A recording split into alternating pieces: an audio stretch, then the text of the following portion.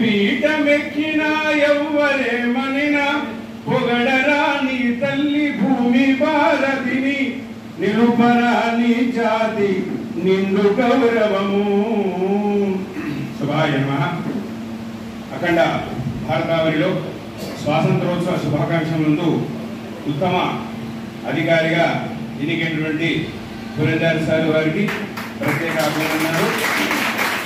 అదేవిధంగా ఎన్నో సంవత్సరాలుగా ఇక్కడ రాత్రి పౌరు మాతో మమేకమై పనిచేసి ఇక్కడి నుంచి ట్రాన్స్ఫర్ అయి వెళ్తున్నటువంటి శేఖర్ రెడ్డి గారు మరియు కందూరి శ్రీనివాస్ గారికి ప్రత్యేక అభినందనలు. అదేవిధంగా ఎక్కడి నుంచో పనిచేసి వచ్చినటువంటి మా సాంబశివుడు గారు మరియు సంజీవ్ రెడ్డి గారికి ప్రత్యేక ఆహ్వానము. అదేవిధంగా ఇక్కడ కొన్ని సంవత్సరాల నుంచి పనిచేసి ఇప్పుడే ఈ మధ్యనే రిటైర్ అయినటువంటి ఈశ్వరమ్మ గారు, ఆమెకు సంబంధించినటువంటి బెనిఫిట్స్ కూడా వస్తున్నందుకు, ఎందుకంటే మనం మన మన పరిధిలో ఉండగా మనకు వచ్చే బెనిఫిట్స్ మన ముందు కనబడుతున్నప్పుడు ఆ వచ్చే థీమ్ అనేటువంటిది చాలా చెప్పుకోదగ్గ విషయం.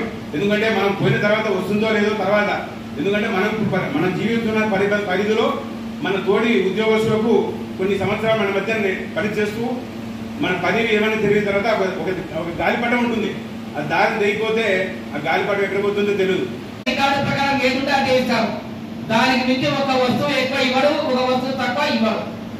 ఆయన ఆ విషయంలో ఎంతమంది అపార్థం చేసుకున్నా ఆయన డ్యూటీ విషయంలో రాజీ పడిన వ్యక్తి శేఖర్ రెడ్డి. శేఖర్ రెడ్డికి ఒక విభిన్నమైన మనస్తత్వంతో సెప్టెంబర్ 17 అపాయింట్మెంట్ కావడం జరిగింది. మొదట్లో మా నాన్న తరగతి నేను పనిచేశాను. అప్పట్లో నన్ను ఎక్కువ ఇబ్బంది పడింది ఆయన్ని. ఆయన చూసి అసలు భయపడేవాడిని. అలాంటి స్థాయి నుంచి సీరప్ప నేను అప్ప అని ఆయన్ని సంబోధిస్తాను. మా నాన్న నేను ఎలా అయితే అప్ప అంటానో సీరప్పను నేను అప్ప అంటాను. చక్కగా పనిచేసి దేవాలయానికి ఇంకా మంచి పేరు తీసుకురావాలా. విఐపీలు వస్తుంటారు, విఐపీలు అనేది కాకుండా సామాన్య భక్తులను కూడా అందరు చూసుకోవాలని చెప్పి కోరుకుంటూ, ఏదున్నా సీను సెక్షన్ కదా ఇది, లక్ష్మీనారాయణ గారు అని చెప్పి సురేషన్ గారు అక్కడ ఏదైనా జరిగితే వెంటనే స్పందించండి అందరూ. మీతో సహకారం మీతో అందరి సహకారం ఉంది కలిసి స్వామివారి అమ్మవారి సేవా భాగ్యం కల్పించినందుకు మీ అందరికీ ప్రత్యేకంగా ధన్యవాదాలు తెలుపుకుంటూ సన్మాన కార్యక్రమం ఏర్పాటు చేయాలి, మీరు బుధవారం తప్పకుండా ఉండాలన్నాడు. అంటే వద్దు స్వామి నన్ను దూరం చేస్తారా అని అన్నాను. అంటే లేదప్ప తప్పకుండా రావాలన్నాడు.